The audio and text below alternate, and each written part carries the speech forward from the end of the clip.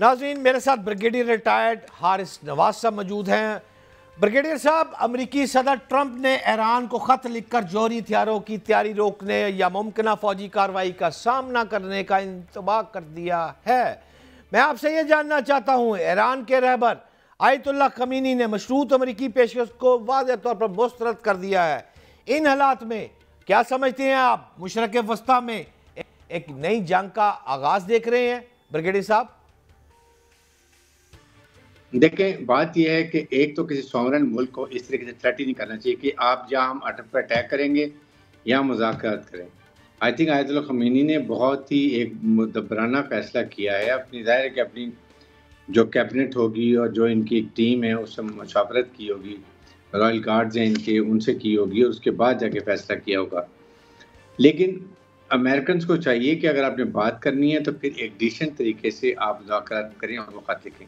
अगर आप थ्रेट ये करेंगे कि आप बंदूक सर पे रख के और फिर फैसले कराएंगे तो ये एक ईरान बहुत ही अपराइट कौम है और बड़ा उनकी अच्छी हिस्ट्री है। They are the fighters, they don't accept any pressure from any side.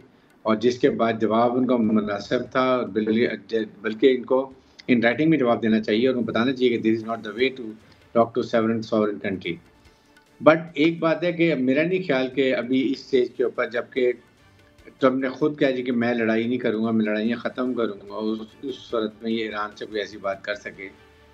और उसके साथ ईरान को न्यूट्रलाइज़ उन्होंने काफ़ी हद तक कर लिया, क्योंकि आपके सामने हिज़्बुल्लाह के साथ अपने लेबनान में जो किया, फिर हमास को बहुत वीक करने की कोशिश की है, जितना कुछ वहाँ पर नुकसान पहुँचाया है। थर्ड, पहले गाज़ा में जो फ़लस्तीन के साथ किया, ये अनप्रेसिडेंटेड है, अनएक्सेप्टेबल है।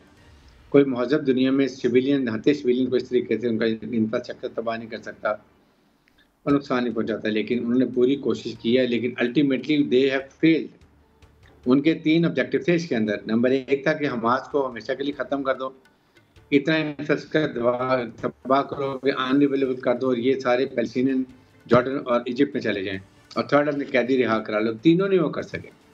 लेकिन साथ ये ज़रूर प्रेशर ईरान पे रख लें, बिकॉज़ उनको ज़ाहिर खतरा है कि Iran can create any time problems, they very close to nuclear capability.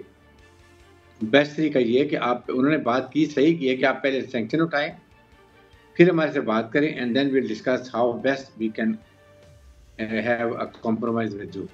तो आई थिंक ये उनका बयान सही है, लेकिन अल्टीमेटली जो एक इजराइल को थ्रेट है वो ईरान से ही है। बाकी तो उन्होंने सब ममालिक को न्यूट्रलाइज कर लिया है, जिसकी वजह से ये इतना कुछ करना चाह रहे हैं। ब्रिगेडियर साहब, कतर ने इसराइल की तमाम जौहरी तनसीबात को बैनुल-अक़वामी जौहरी तवानाई एजेंसी की निगरानी में लाने की कोशिशों पर जोर दिया है। एक तरफ अमरीकी सदर जो ट्रंप है, उसको ईरानी एटमी प्रोग्राम पर तो बहुत ज़्यादा नागवार गुजरता है, लेकिन इसराइली एटमी प्रोग्राम पर अमरीका और यूरोप एक लफ्ज़ नहीं बोलते। मैं आपसे ये जानना चाहता हूँ, आलमी ताकतों ने इसराइल को क्या खुली छुट्टी दे दी है? ये बदमाश रियासत की हैसियत जो है, ये क्या है कि एक तरफ मेयार कुछ और है, दूसरी तरफ मेयार कुछ और है? आपकी निगाह में ये क्या है? इजराइल को अमेरिका ने अपनी प्रॉक्सी के तौर पे मिडिल ईस्ट में रखा हुआ है और इंडिया को हमारे रीजन में पाकिस्तान और चाइना के खिलाफ रखा हुआ है और साउथ चाइना सी के लिए रखा हुआ है। ये वो बड़े मजे से वहाँ बैठ के इनकी टेल ट्विस्ट करते हैं, अपनी मर्जी के फैसले कराते हैं। कमजोरियाँ हमारी अपनी हैं। अगर मिडिल ईस्ट स्ट्रांग हो तो फिर अमेरिका को 10 दफ़ा सोचना पड़ेगा। यहाँ हमारी साइड पर पाकिस्तान भी स्ट्रांग है, ईरान भी है, पाकिस्तान न्यूक्लियर पावर भी है, ईरान जो है वो मिलिटरी स्ट्रांग है, जिसकी वजह से यहाँ इतनी दाल नहीं बनती है। लेकिन बात यह है कि ये जो दो रुखी पॉलिसी ये नहीं होनी चाहिए। आपकी एक ही पॉलिसी होनी चाहिए। या तो आप, जिस तरह आपने Israel is undeclared nuclear power, हालांकि everybody knows that they are nuclear power, तो क्या उसके ऊपर आई जो है इंटरनेशनल एटॉमिक एनर्जी कमीशन जो है उनको उनकी इंस्पेक्शन नहीं करनी चाहिए? या तो बात की जाए कि ईरान की भी करें और इजराइल की भी करें, then it's okay, Iran might agree. लेकिन अगर आपने एक मुल्क को टारगेट किया हुआ है क्योंकि वो एक मुसलमान मुल्क है, उसके ताल्लुकात जो है ईरान से, ये इजराइल से ख़राब है, इसलिए अब ये करते हैं, दैट इज़ नॉट डिज़ायर्ड। और ये एक ओवरऑल एक कानून होना चाहिए, सबके लिए बराबर होना चाहिए। आई थिंक इसके ऊपर अमेरिका को दोबारा सोचना चाहिए। काबिल एहतराम ब्रिगेडियर साहब, अगर ईरान खित्ते में आपकी गुफ्तगू से जो मुझे समझ आ रही है बात कि एक मिसाइलों और दीगर असला की वजह से ईरान एक ताकतवर मुल्क है, बड़ी ताकत है, पूछना यह चाहता हूँ कि क्या अमेरिका और इसराइल अगर हमला करते हैं ईरान पर तो उसे घुटने टेकने पर मजबूर कर सकते हैं? ये देखिए, अमेरिका ने बड़ी दफ़ा कहा है कि we don't want have direct confrontation with Iran के साथ, और जाहिर है कि अगर वो कभी भी करेंगे तो वो it is only they are going to ask Israel कि आप अटैक करें। पहले भी उन्होंने यही कहा था।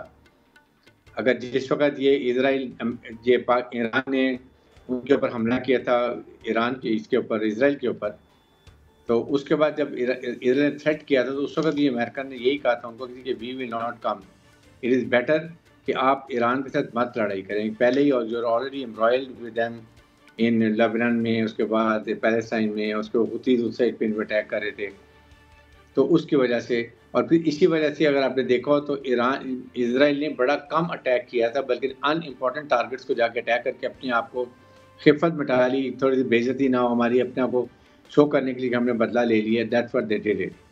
बट अदरवाइज अमेरिकन वांट के ईरान से कॉन्फ्रंटेशन ना करें, क्योंकि उसके साथ फिर वो जाहिर है कि इजराइल को बहुत ज़्यादा नुकसान होगा। ईरान के पास हाइपरसोनिक मिसाइल भी हैं जो आप सोच नहीं सकते कि कितने सेकंड में कहाँ जाते हैं, and they are the intercontinental missiles, बहुत रेंज है इनकी।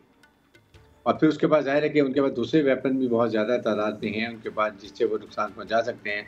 जब उन्होंने इजराइल को अटैक किया तो उन्होंने वो हाइपरसोनिक मिसाइल इस्तेमाल नहीं किया। ब्रिगेडियर साहब, मैं लास्ट मिनट की तरफ जा रहा हूँ, शार्प सवाल का शार्प जवाब दीजिएगा। दुनिया चेंज हो रही है और अमेरिका जैसा मुल्क रशिया से दोस्ती कर रहा है, किथे मैर अली किथे तेरी सलाह। इन हालात में मेरा पाकिस्तान कहाँ खड़ा है? क्या देख रहे हैं?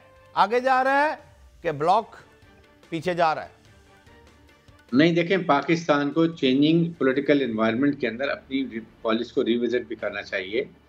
पाकिस्तान की पॉलिसी यही है कि अपने रीजन में सब मुल्कों से बना के रखें, क्योंकि इसमें 4 न्यूक्लियर मुल्क हैं, चाइना, रशिया, इंडिया और पाकिस्तान। साथ ही साथ they have to be in very good terms American also. हमारा $4 बिलियन का जो टेक्सटाइल एक्सपोर्ट होती है, प्लस यूरोप के साथ हम we want to the best relation with all the countries. लेकिन चाइना हमारा वार ट्रस्टेड मुल्क है, हमारा दोस्त है, हमारे से उसके बहुत अच्छे ताल्लुकात हैं, इसलिए we have to have the best relation with China while ensuring good relation with Russia, America और बाकी जो यूरोपियन यूनियन के साथ। ये हमारी पॉलिसी होनी चाहिए, इसको लेके we should be very clear about. बहुत शुक्रिया ब्रिगेडियर साहब। आप कह थे कि अमेरिका, चाइना, रशिया और इंडिया, ये चारों ममालिक के साथ पाकिस्तान को साथ मिलकर चल रहा है और उनके साथ रिलेशन डेवलप करने हैं। और मेरी मौजूदा इस वक्त जो क़यादत है पाकिस्तान की, जो जमहूरी हुकूमत चल रही है, वो अपनी पॉलिसी बेहतर अंदाज में इन सब को साथ लेकर चल रही है।